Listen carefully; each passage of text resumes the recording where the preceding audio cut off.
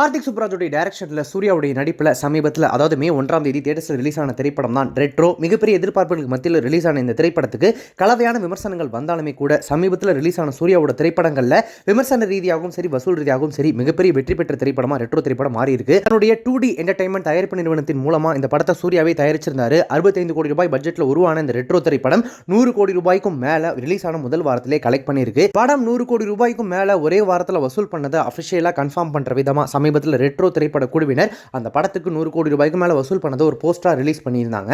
அந்த வகையில் சமீபத்தில் ரெட்ரோ திரைப்படத்துடைய சக்சஸ் மீட் நடந்திருக்கு.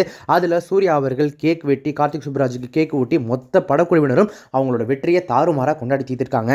இந்த நிகழ்வுல வச்சு இன்னொரு விஷயத்தையும் சூர்யா பண்ணியிருக்காரு. என்ன அப்படின்னா, ஏழை எளிய மாணவ மாணவிகள் படிக்கிறதுக்காகவே அகரம் ஃபவுண்டேஷன் அப்படின்ற ஒரு அறக்கட்டளை ரொம்ப வருஷமா சூர்யா நடத்திட்டு வந்துட்டு இருக்காரு. நம்ம எல்லாருக்குமே தெரியும். இப்போ ரெட்ரோ திரைப்படத்தின் மூலமா வந்த லாபத்தில் தன்னுடைய 2D என்டர்டைன்மெண்ட் தயாரிப்பு நிறுவனத்திலிருந்து ஒரு 10 கோடி ரூபாய் எடுத்து அந்த லாபத்திலிருந்து ஒரு பங்கை தன்னுடைய அகரம் ஃபவுண்டேஷன் அறக்கட்டளைக்கு அவர் கொடுத்திருக்காரு. இது மட்டும் இல்லாமல் தன்னுடைய தயாரிப்பு நிறுவனத்தின் மூலமா வரக்கூடிய அமௌண்ட்ல எப்போதுமே ஒரு பார்ட்டை அந்த மாணவ மாணவிகளுக்கு அவர் ஒதுக்குறத வழக்கமாகவே வச்சிருக்காரு.